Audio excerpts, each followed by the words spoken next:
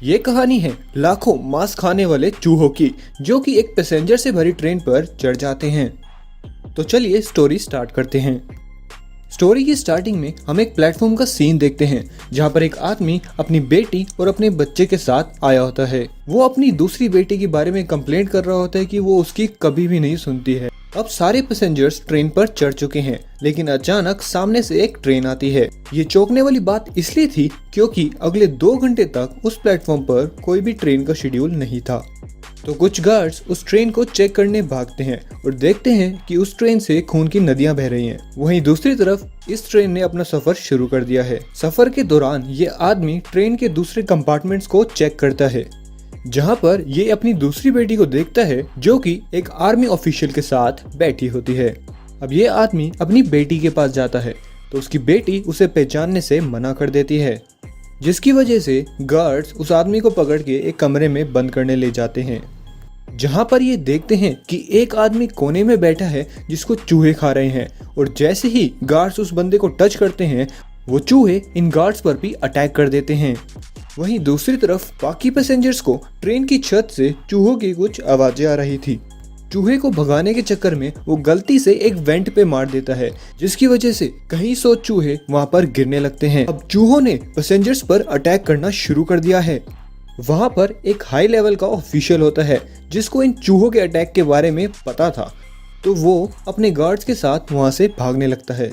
और जिस आदमी को इन्होंने लॉक किया था वो भी किसी तरह वहां से भाग आता है और अपनी बेटी और बेटे को बचाने के लिए उनकी तरफ दौड़ता है।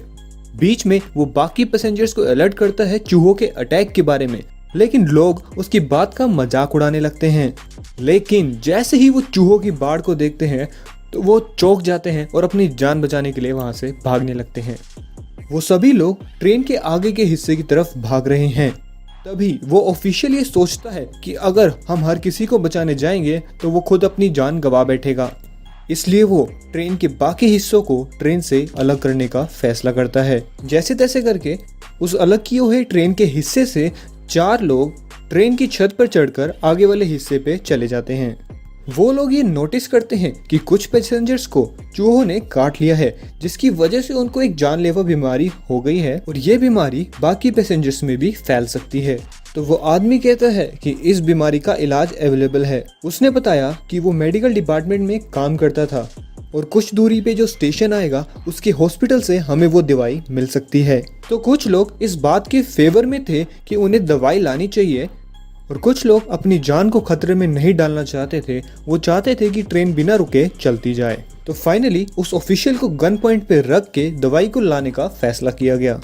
तो सबसे पहले उन्होंने इन्फेक्टेड बंदों को ट्रेन के एक अलग कंपार्टमेंट में रख दिया। अब वो ट्रेन उस स्टेशन पर पहुंच जाती है और कुछ लोगों का ग्रुप उस हॉस्पिटल की तरफ अपना सफर शुरू करते हैं। वो देखते हैं कि शहर पूरी तरह चूहों द्वारा तहस नहस कर दिया गया है और हर जगह लाशें ही लाशें बिखरी पड़ी हैं। वो डेड बॉडी से भरा रास्ता पार करते हैं। फिर आगे वो देखते हैं कि एक परछाई में हजारों की संख्या में चूहे बैठे हुए हैं। तभी उन्हें ये पता चलता है कि ये चूहे रोशनी से डरते हैं। तो उसे पार करने के लिए वो एक ऐसा रास्ता चुनते हैं जहाँ पर लगातार सूरज की रोशनी आती रहे। लेकिन कुछ ही देर में बादल सूरज को ढक देते हैं और वो चूहे उन पर अटैक कर देते हैं, जहां पर वो अपने 1-2 लोगों को खो देते हैं। लेकिन एनी हाउ वो हॉस्पिटल में पहुंच जाते हैं। वहां पर उन्हें एक आदमी मिलता है जो कि अपने परिवार के साथ वहां पर छुपा हुआ था और उसका बेटा चूहे के काटने से इन्फेक्टेड हो गया था। तो उन लोगों ने उसको इलाज के बारे में बताया। तो वो आदमी उन सबको हॉस्पिटल के वेयर हाउस में ले गया, जहाँ पर सारी दवाइयाँ रखी रहती हैं। वहाँ उन्हें पता चलता है कि यहाँ चूहों ने अपना घोंसला बना रखा है, मतलब यहाँ पर लाखों की संख्या में चूहे मौजूद हैं और अगर उन्होंने हल्की सी भी आवाज़ करी तो सारे चूहे उन पर अटैक कर देंगे। वहीं दूसरी तरफ ट्रेन में कुछ लोग उन लोगों का इंतजार करे बिना ट्रेन को स्टार्ट करने के लिए दबाव डाल रहे थे। तो जो बंदे इस फैसले के खिलाफ थे उन सभी को अलग कंपार्टमेंट में भेज दिया गया। उनका ये बर्ताव देखकर वहां मौजूद एक औरत ने उस कंपार्टमेंट का दरवाजा खोल दिया, जिसके कारण चूहों ने उन पर अटैक कर दिया। अब हॉस्पिटल में वो आदमी चुपचाप दवाई तक पहुंच जाता है और वहां से दवाई उठा के एक बक्से में डाल लेता है। लेकिन बदकिस्मती से वापस आते हुए एक लकड़ी का प्लैंक टूट जाता है, जिससे बहुत तेज आवाज़ होती है और सारे चूहे अवेयर हो जाते हैं। तो वो फटाफट हॉस्पिटल से बाहर भागते हैं और कहीं लाखों चूहों की बाढ़ उनका पीछा कर रही है। उनको एक जीप मिलती है जिसकी मदद से वो प्लेटफॉर्म पे पहुंचते हैं। कहीं पैसेंजर्स की डेड बॉडीज देख के उन्हें लगता है कि उन्हें आने में देरी हो गई और सभी मर गए हैं, लेकिन तभी उस लड़की की बहन दरवाज़ा खोलती है और उनको देख के वो बहुत खुश होते हैं।